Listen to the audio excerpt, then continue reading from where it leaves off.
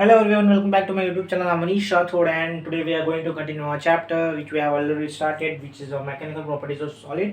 ठीक है एंड काफ़ी वीडियोस बना रखे हैं इस चैप्टर के, मैंने 3 वीडियोस बना रखे हैं इसके पहले। एंड आज जो हम डिस्कस करने वाले हैं वो काफ़ी इंपॉर्टेंट सेक्शन है इस पूरे चैप्टर का, ठीक है, वो डिस्कस करने वाले हैं। बिफोर स्टार्टिंग अवर आज का सेशन में आपको बताना चाहूँगा कि मैंने काफ़ी वीडियोस दूसरे बना रखे हैं। अगर आपने वो ना देखे हो तो एक बार जाके देख सकते हो आप। क्लास 9, 10, 11, 12 के बना रखे, 8 के बना रखे, मैथ साइंस दोनों के बना रखे, ठीक है। अगर आप शेयर भी कर सकते हो उनको और लाइक कर सकते हो, ठीक है। ठीक है, so moving on with our today's session में आज हम डिस्कस करने वाले हैं स्ट्रेस स्ट्रेन कर्व, ठीक है। सो ये जो मैंने कर्व बना रखा है which is that is your stress strain and curve. इसके पहले हमने पूरा चैप्टर का हमने देख रखा है क्या है स्ट्रेस, क्या है स्ट्रेन, क्या है इलास्टिक लिमिट, क्या है प्लास्टिसिटी, क्या है इलास्टिसिटी, क्या है प्लास्टिक बिहेवियर, क्या है इलास्टिक बिहेवियर, क्या है यंग्स मॉडुलस, क्या है मॉडुलस ऑफ रिजिडिटी, क्या है शेयर मॉडुलस, क्या है कंप्रेसिबिलिटी, क्या है, सब कुछ देख रखा है। सिर्फ स्ट्रेस स्ट्रेन कर्व जो है आज हम देखने वाले हैं आज के इसमें। अब स्ट्रेस स्ट्रेन कर्व जो है मैंने यहाँ पे बना रखा है, तो ये कोई भी हमने एक वायर का स्ट्रेस स्ट्रेन कर्व ले रखा है, यानी कि जितना हम स्ट्रेस इंक्रीज कर रहे हैं उसके बेस पे आपके स्ट्रेन में कितना आपका जो डिफॉर्मेशन हो रहा है फिर स्ट्रेन कितना हो रहा है, उन दोनों की वैल्यूज़ को हमने ग्राफिकली प्लॉट किया है ताकि हमें कुछ उससे स्टडी हो सके। तो यहाँ पे जो स्टडी है उसके अकॉर्डिंगली तुम्हारा इनिशियली जब स्ट्रेस ज़ीरो है तब स्ट्रेन भी तुम्हारा ज़ीरो होगा। हुक्स लॉ को याद करो।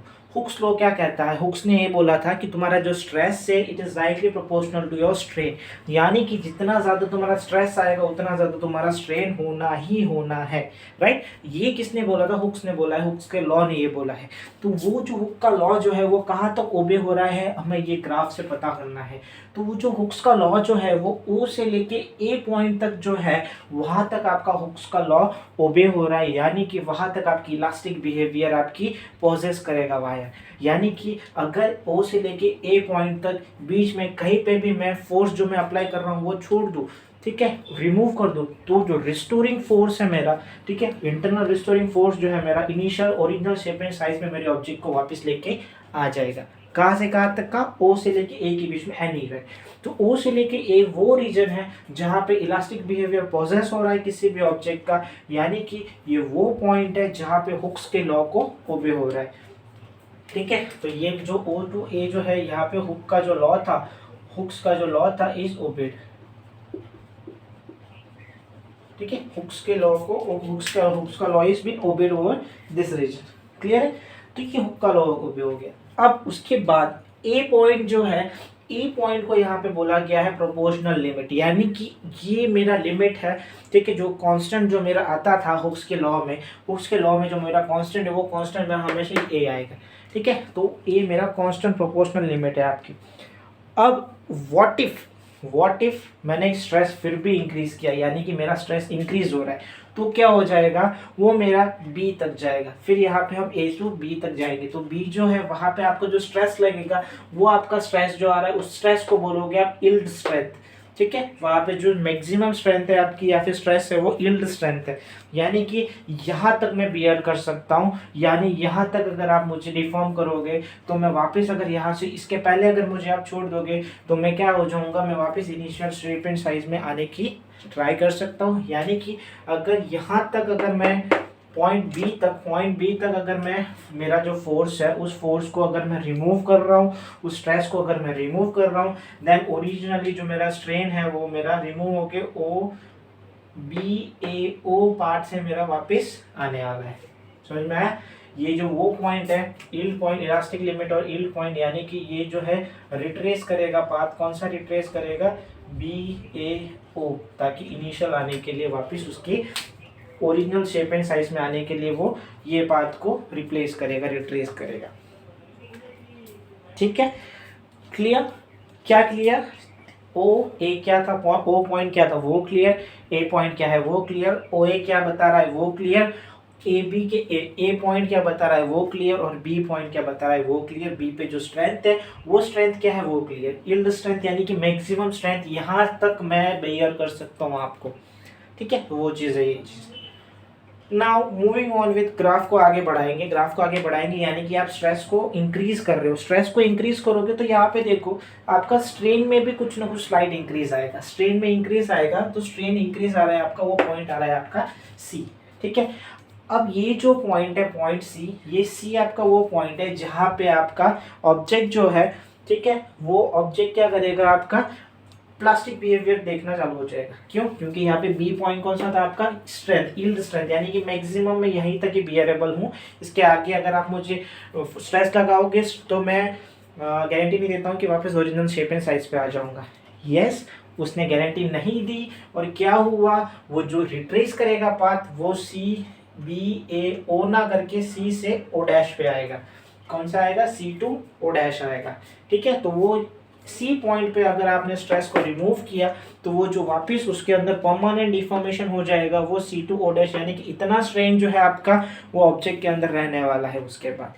ठीक है, समझ में आया ये चीज़ मैं क्या कह रहा हूँ? ठीक है, क्लियर है? सी टू ओ डैश वाला आपका पाथ को रिट्रेस करेगा वो, एंड इतना स्ट्रेन उसके अंदर रहेगा if stress is applied beyond this point. Beyond B अगर आपका, मैं यहाँ पे लिख ले रहा हूँ, अगर बियॉन्ड बी अगर आप stress is applied, right, then after release of stress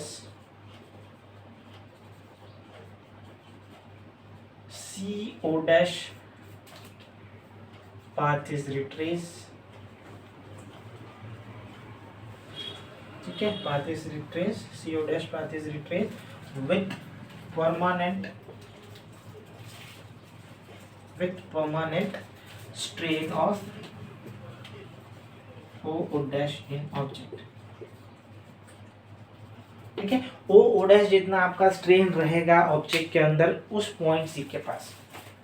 चलो ठीक है, यहाँ तक तो मेरी स्टडी हो गई, क्या है क्या नहीं, क्या कह रहा है वो सब हमने देख लिया। अब अभी हमें क्या करना है, अभी हमें उसके आगे की स्टडी करनी है, उसकी आगे की स्टडी करेंगे, यानी कि हम अभी सी के बाद हम फिर भी हम स्ट्रेस लगा रहे हैं, यानी कि हमें चलो डिफॉर्म हो गया तो हो गया, मैं थोड़ा और डिफॉर्म करूँगा, मेरा वापस इनिशियल स्टेटमेंट साइज में तो आने से रहा, तो मैं और डिफॉर्म करूँगा। तो मैं क्या किया, उसको सी टू डी तक मैंने उसको डिफॉर्म किया, यानी कि अगर मैं डिफॉर्म कर रहा हूँ, स्ट्रेस इंक्रीज कर रहा हूँ, तो यहाँ पे स्ट्रेन हाईली इंक्रीज होगा तुम्हारा। ठीक है, हाईली इंक्रीज होगा, तो हाईली इंक्रीज हो रहा है तो एक पॉइंट आएगा, ये जो रीजन है सी टू डी, अब ये रीजन, इस रीजन के बाद आपका चालू हो गया है प्लास्टिक बिहेवियर, तो वो सी टू डी जो आपका आएगा that is your plastic behaviour. ठीक है, तो प्लास्टिक बिहेवियर आ गया, यानी कि उसके अंदर आपका इतना स्ट्रेन जितना ऐड हो जाएगा और फर्दर।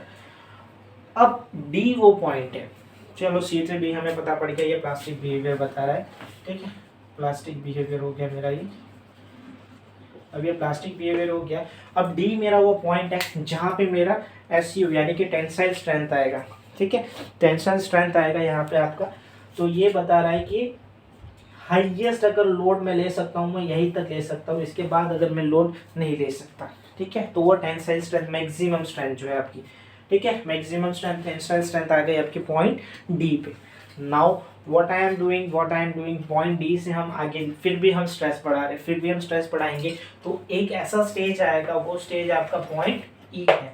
ठीक है, वो पॉइंट ई वो स्टेज है जहाँ पे आपने स्ट्रेस तो इंक्रीज किया, लेकिन स्ट्रेस इंक्रीज नहीं होके क्या इंक्रीज हो रहा है, सिर्फ स्ट्रेन इंक्रीज हो रहा है। भले आप स्ट्रेस बढ़ाओ नहीं बढ़ाओ, उतना ही स्ट्रेस रहने दो, तो भी आपका स्ट्रेन बाय डिफॉल्ट इंक्रीज होना ही होना है। ठीक है, और एक पॉइंट ऐसा आएगा जो पॉइंट ई है आपका, which is also known as fracture point. ठीक है, वहां पे आपका ऑब्जेक्ट क्या हो जाएगा, ब्रेक हो जाएगा, राइट, ब्रेक हो जाएगा। तो ये पॉइंट आपका that is known as your fracture point. Clear है? सो ये ग्राफ आपका इस तरह से स्टडी होगी, इसमें आपको जो जो डिटेल्स है वो डिटेल्स कैसे निकालनी है, सारे पॉइंट्स क्या क्या बताते हैं वो मैंने आपको सब बता रखा है, आप एक बार देख सकते हो इस चीज़ को वापस। क्लियर है? सो ये पॉइंट था यहाँ पे स्ट्रेस स्ट्रेन का होगा। अब स्ट्रेस स्ट्रेन के हिसाब से आपकी मेलिएबिलिटी और डक्टिलिटी में भी आपके फर्क आते हैं, तो मेलिएबिलिटी और डक्टिलिटी के स्ट्रेस स्ट्रेन अलग अलग आएंगे, जैसे जैसे मटेरियल चेंज होगा वैसे वैसे उसका स्ट्रेस ग्राफ अलग आएगा आपका। ठीक है, तो कम्प्लीटली सबके लिए अलग अलग होगा, लेकिन इन जनरल आपका जो उसमें अंदर पॉइंट्स होंगे उनके अंदर जो टर्मिनोलॉजीज होगी वो टर्मिनोलॉजीज कुछ इस तरह से ही होंगी जो आपको उसको वैल्यूज़ देंगे अलग अलग। ठीक है, तो ये आपकी वैल्यूज़ आपको वहाँ से मिलेगी। क्लियर है? तो होप सो उम्मीद करना हूं आपको स्ट्रेस स्ट्रेन का क्लियर हो गया होगा। अब आपका इस चैप्टर के अंदर मेरा एक डेरिवेशन बाकी है जो मैं आपको अभी करा देता हूँ, उसके बाद मेरा इस चैप्टर के थियोरेटिकल पार्ट क्लियर हो जाएंगे, फिर हम चलेंगे न्यूमेरिकल सेक्शन के ऊपर, वो हम बात नेक्स्ट वीडियो में करेंगे। ठीक है, so coming on with the derivation part जो हमें करना है इस चैप्टर का। ठीक है, सो नाउ आपका जो लास्ट सेक्शन इस चैप्टर का वो है आपका इलास्टिक पोटेंशियल एनर्जी, यानी कि कितनी एनर्जी आपकी एक्यूमुलेटेड है, कितना वर्क डन चाहिए होगा आपको उसमें, उतना डिफरेंस लाने के लिए उतना। ठीक है, तो वो चीज़ आपने यहाँ पे मैंने एक बना रखा है, एक वायर ले रखा है जिसकी क्रॉस लेंथ है टोटल एल। ठीक है, उसका क्रॉस सेक्शन एरिया है कितना ए, लेंथ एल, उसका क्रॉस सेक्शन एरिया ए। ठीक है, सो यहाँ पे जब आप फोर्स अप्लाई करोगे तो उसके बाद लेंथ में कुछ ना कुछ वेरिएशन आने वाला है, वो डेल्टा एल जितना वेरिएशन आने वाला है। डन है। सो नाउ इनिशियली सबसे पहली बात जब आप बात करोगे इनिशियली यहाँ पे आपका जो फोर्स है इंटरनल रिस्टोरिंग फोर्स वो जीरो होगा। क्यों होगा? क्योंकि उसके अंदर आपने कोई भी फोर्स अप्लाई नहीं किया है, इसलिए उस केस में आपका इंटरनल रिस्टोरिंग फोर्स जीरो होगा। और जब आपका डेल्टा एल जितना वेरिएशन आ गया, ठीक है, उसके पास डेल्टा एल जितना वेरिएशन में आपका जो एफ है वो टोटल एफ है, फोर्स है, टोटल नेट फोर्स आपका एफ है। तो यहाँ पे आप इन दोनों का एवरेज फोर्स निकालोगे तो एवरेज फोर्स क्या आएगा आपका? एवरेज फोर्स क्या आएगा? इंटरनल 0 प्लस एफ अपॉन 2, यानी कि एवरेज फोर्स आपका एफ अपॉन 2 आएगा। ठीक है, तो ये चीज़ हो गई आपकी। सेकेंडली आप यहाँ पे क्या करने वाले हो, यहाँ पे आप वर्क डन करोगे तो वर्क डन का फॉर्मूला क्या होता है? F into force into displacement. Force into displacement की जब बात आ रही है तो फोर्स इंटू डिस्प्लेसमेंट जब आया आपका, so W is equal to force आपका कितना है F/2 एंड डिस्प्लेसमेंट कितना है आपका डेल्टा एल। सो ये वर्क डन आपका इतना आ गया, W is equal to F/2 into delta L जितना आपका डिस्प्लेसमेंट आ गया। ठीक है, सो अब ये चीज़ आ रही है आपकी, जितना वर्क डन होता है हम वही कहते हैं कि इतना वर्क डन है उतनी ही आपकी इंटरनल एनर्जी होती है। तो इसको you can also write as U is equal to F delta L upon. ठीक है, अब हम क्या करेंगे यहाँ पे, व्हाट वी विल डू, हम यहाँ पे क्या करने वाले हैं, ठीक है, हम यहाँ पे एरिया इंटू लेंथ को मल्टीप्लाई एंड डिवाइड करेंगे। What we will do, we will multiply area into length and we will divide area into length. ठीक है, जब आप इसको एरिया इंटू लेंथ से मल्टीप्लाई डिवाइड करोगे तो एफ अपॉन 2a, ठीक है, एफ अपॉन 2a यहाँ पे ले लिया into delta L upon L, यानी कि डेल्टा एल अपॉन एल मेरे को चाहिए तो ऊपर एक एल बचेगा, इधर आ गया। ठीक है, तो यहाँ पे देख लूँ बराबर है या नहीं है, एफ डेल्टा एल इंटू ए भी चलेगा, ए भी यहाँ पे रहेगा एफ ए। ठीक है, यहाँ पे ले लेता हूँ मैं। So delta L upon L क्या है तुम्हारा? स्ट्रेन है। तो U is equal to F upon A into L by 2 into delta L upon L into A. ठीक है, सो यहाँ पे एल अपॉन एल क्या है? स्ट्रेन है तुम्हारा। एफ अपॉन ए क्या है? F upon A is your stress which is denoted by sigma, delta L upon L is your strain which is denoted by E. So यहाँ पे sigma, ठीक है, सिग्मा और यहाँ पे ई, इसको सिग्मा लिखा, इसको ई लिखा, यहाँ पे क्या बचा? A L upon 2। ठीक है, सो ये चीज़ बचेगी आपकी यहाँ पे। Hope so you are not getting confuse हम क्या कर रहे हैं यहाँ पे, मैं आपको सारी चीज़ें वापस एक बार क्लियर बता दूंगा। ठीक है, तो यहाँ पे ये चीज़ हो रही है डन। सो यहाँ पे ये दोनों पार्ट हमने यहाँ पे सब्स्टिट्यूट किया है, खाली इन दोनों को यहाँ पे मैंने सब्स्टिट्यूट किया है। फर्दर जब आप इसको ऐसे लिख सकते हो तो U is equal to stress into strain into A L आपका वॉल्यूम आएगा अपॉन 2।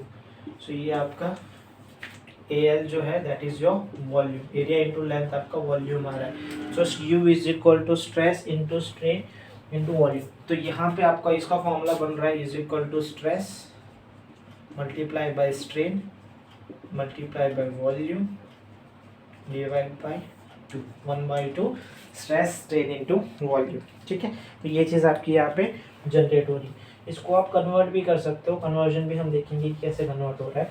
तो पहले यहाँ तक आप सोच लो, देख लो क्या किया हमने यहाँ पे देखा कि हमने एक लेंथ लिया था, एक वायर लिया था जिसका टोटल लेंथ था कितना एल। पहले यहीं तक स्टोरी देखो, यहाँ तक आएगी आपकी स्टोरी। तो पहले जब फोर्स आपका कुछ नहीं लग रहा है तो उसमें केस में आपका इंटरनल रिस्टोरिंग फोर्स 0 आएगा, तो वो इंटरनल रिस्टोरिंग फोर्स 0 हो गया आपका। और जब एल डेल्टा एल जितना आपने फोर्स लगाया तो डेल्टा एल जितना एलोंगेशन हुआ तो वो डेल्टा एल जितना वेरिएशन हुआ उसमें आपका नेट फोर्स लग रहा है एफ। ठीक है। फिर हमने उसका एवरेज फोर्स निकाला था, average force is equal to initial force plus final force upon 2। तो इनिशियल फोर्स आपका 0 था, फाइनल फोर्स आपका F था अपॉन 2, उसको सॉल्व करने पे आपका एवरेज फोर्स मिला F अपॉन 2 मिला। ठीक है। फिर हमने क्या बताया, वर्क डन का फॉर्मूला होता है फोर्स इंटू डिस्प्लेसमेंट। तो वर्क डन का फॉर्मूला फोर्स इंटू डिस्प्लेसमेंट हमने यहाँ पे रखा, फोर्स आपका यहाँ पे F अपॉन 2 आया था, F अपॉन 2 यहाँ पे सब्स्टिट्यूट किया। डिस्प्लेसमेंट आपका डेल्टा एल जितना डिस्प्लेसमेंट था, L2 माइनस L1, तो डेल्टा एल जितना हमने लिखा है यहाँ पे। ठीक है। फिर फर्दर उसको हमने यहाँ पे क्या किया, मल्टीप्लाई एंड डिवाइड किया बाय डेल्टा ए, वॉल्यूम से मल्टीप्लाई एंड डिवाइड किया। तो वॉल्यूम से मल्टीप्लाई एंड डिवाइड किया हमने, तो delta A L upon A L आया। फिर हमने क्या किया, उनको शफल किया। कैसे शफल किया, मुझे पता है delta L upon L strain होता है तो उसको रखा, और एफ अपॉन ए स्ट्रेस होता है तो उसको रखा। तो इसको हमने स्ट्रेस लिखा, उसको हमने स्ट्रेन लिखा, और जो बाकी बचा था उसको एज इट इज लिखा। फिर ये चीज़ आपकी आ रही है, एरिया इंटू लेंथ वॉल्यूम होता है, तो यू जो आ रहा है आपका stress into strain into volume upon 2। ठीक है। अब जो स्मॉल यू होगा वो पर यूनिट वॉल्यूम आएगा, जो आएगा आपका स्ट्रेस इंटू स्ट्रेन अपॉन 2। ठीक है। पर यूनिट वॉल्यूम में आपका ये जो स्मॉल यू है, ये potential elastic potential energy per unit volume, ये पर यूनिट वॉल्यूम वाला आ रहा है आपका।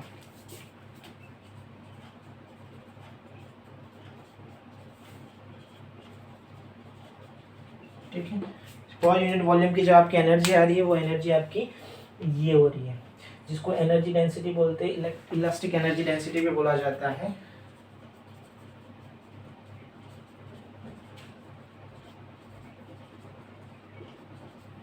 ठीक है। सो नाउ इसको हम यंग्स मॉडुलस के टर्म में रिप्लेस करने वाले हैं, तो वो कैसे करेंगे वो भी मैं आपको बता देता हूँ। ये वाला सेशन ले लेते हैं।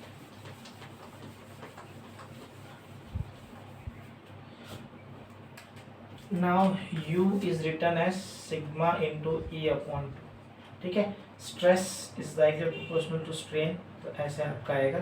सो सिग्मा की जगह पे आप क्या लिखोगे, या ये लिखोगे, so Y E into E upon 2।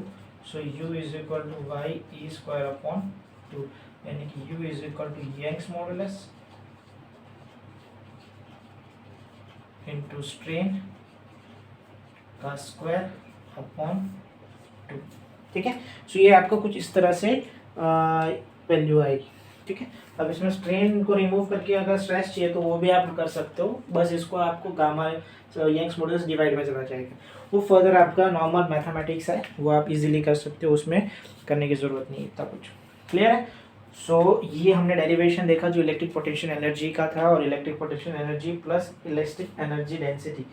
ठीक है। उसका था हमारा पर यूनिट वॉल्यूम में अगर कितनी एनर्जी लगती है वो हमने यहाँ पे देखा है। ठीक है। एंड विद दिस हम आज का सेशन एंड करेंगे, एंड चैप्टर के थियरी पार्ट ऑलमोस्ट कंप्लीट हो चुके हैं। न्यूमेरिकल सेशन हम नेक्स्ट वीडियो में लेंगे। ठीक है। और इसके पहले वाले वीडियोस आप देख सकते हो। ठीक है। ये चैप्टर इंपॉर्टेंट, ये टॉपिक इंपॉर्टेंट है जो आज हमने किया वो, और काफ़ी सारे दूसरे वीडियोस बना रखे हैं मैंने, आप एक बार वो भी देख सकते हो। आप उसको लाइक शेयर और सब्सक्राइब कर सकते हो। ठीक है। And thank you for watching, ऐसे ही देखते रहो, and thank you so much, thank you.